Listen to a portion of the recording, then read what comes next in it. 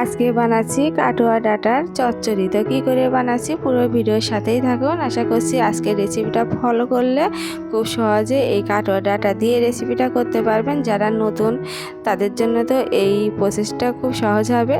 তো আমি এতে এই কাটোয়া ডাঁটাগুলোকে ভালো করে পরিষ্কার করে এভাবে ছোট ছোট করে কেটে নিচ্ছি এবং মধ্যে দিয়ে একটু ফালটা করে দিচ্ছি। আর এই যে সাইডে যে শাকগুলো থাকে সেগুলো ফেলে দিতে হবে।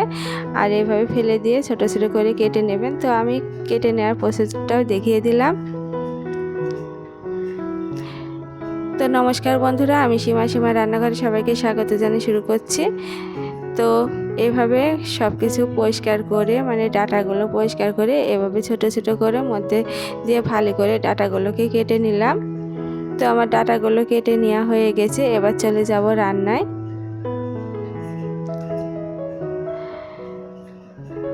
তো আমি চুলা ধরিয়ে দিয়েছি, এবারে আমি কড়াই বসিয়ে দিলাম। তো আজকে চুলাতেই রান্নাটা করছি।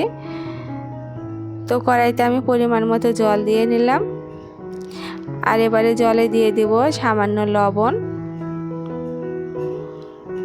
তো ডাঁটাগুলোকে আমি আগে ভালো করে কিছুক্ষণ ভিজিয়ে রেখেছিলাম, এবারে ধুয়ে তুলে নিচ্ছি। তো এবারে ডাঁটাগুলো দিয়ে দিলাম জলে, এবারে সেদ্ধ করে নেব। তো ঢাকা দিয়ে দিলাম। তো আমি এই চচ্চড়িটা করার জন্য যেগুলো ব্যবহার করছি, তো কাঁচামরিচ আর সর্ষে নিয়েছি। তো এগুলো এবারে বেটে নেব। তো এই সর্ষে মরিচটা যত ভালো বাটা হবে, এই সর্ষে বাটাটা খেতে ততটাই সুন্দর হবে।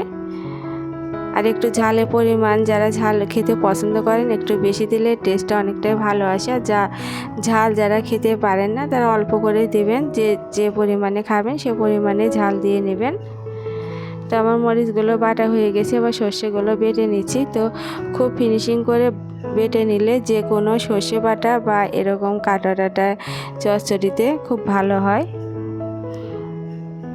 তো বেটে নেওয়া হয়ে গেছে, এবারে আমি তুলে নিলাম।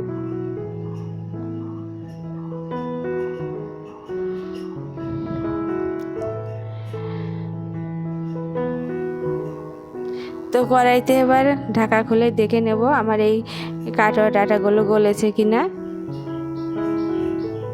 তো এইভাবে একটু চেক করে নিতে হবে। তো ডাঁটাগুলো গলে গিয়েছে, এবারে আমি নামিয়ে জল ঝরিয়ে নেব। তো আবারও কড়াইটা বসিয়ে আমি পরিমাণ মতো তেল দিয়ে নিলাম, আর শুকনো মরিচ এবং ফোড়নের জন্য দিয়ে নিলাম সামান্য সর্ষে। তো সর্ষে দিয়ে ফোড়ন দিতে হবে। আর এবারে আমি ডাঁটাগুলো দিয়ে দিব, দিয়ে একটু নেড়ে চেড়ে ভেজে নেব। এতে অ্যাড করব সামান্য পরিমাণ হলুদের গুঁড়া, আর দিয়ে দেব লবণ। তো লবণ তো আমি আগেই দিয়েছি, তো এবারে আমি সামান্য পরিমাণে দিয়ে নিলাম। তো এবার নেড়ে চেড়ে আমি একটু রান্না করে নেব। তো এবারে দিয়ে দিলাম বেটে রাখা যে সর্ষে মরিচ আর সামান্য একটু ময়দা দিয়েছি। তো একটু নেড়ে চেড়ে নিয়ে সামান্য একটু বাটি দিয়ে জল দিয়েছিলাম।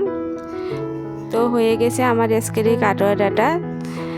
তো সামান্য চিনি দিয়ে দিলাম। তো আমার আজকের রেসিপিটা কেমন লাগছে কমেন্টে জানাবেন, এবং আমার চ্যানেলটিকে লাইক, কমেন্ট এবং সাবস্ক্রাইব করে আমার চ্যানেলের পাশেই থাকবেন। এবং ফেসবুক থেকে দেখলে আমার চ্যানেলটিকে লাইক এবং ফলো করে দেবেন, এবং আমার চ্যানেলটিকে শেয়ার করে দেওয়ারও অনুরোধ জানাচ্ছি। সে বন্ধু সবাই ভালো থাকবেন। নমস্কার।